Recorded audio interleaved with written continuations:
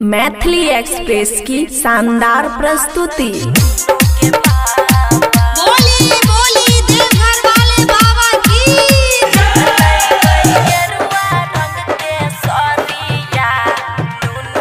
खुशी recording studio बलुआहा।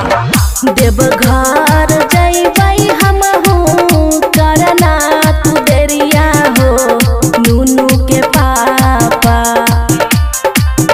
देवघर जइबै हमहू करना तू देरिया हो नूनू के पापा। तलैबै गेरुआ रंग के सरिया नूनू के पापा। तलैबै गेरुआ रंग के सरिया नूनू के पापा। डीजे सुमित सतीश रैना।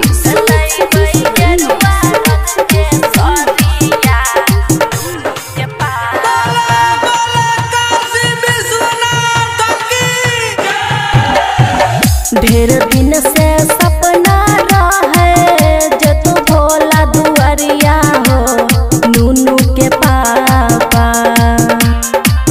ढेर दिन से सपना रहे जो तू भोला दुआरिया हो नूनू के पापा।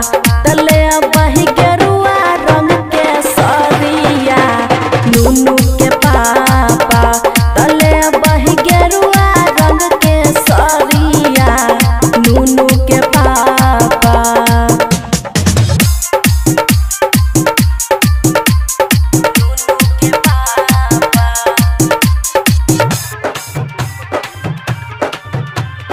खुशी रिकॉर्डिंग स्टूडियो बलुआहा।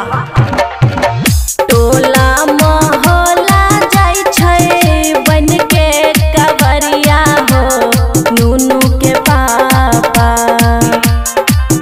टोला मोहल्ला जाय छै बन के कवरिया हो नूनू के पापा। तले बही गेरुआ रंग के सरिया नूनू के पापा। तले बही गेरुआ रंग के सरिया नूनू के पापा। डीजे सुमित सतीश रैना।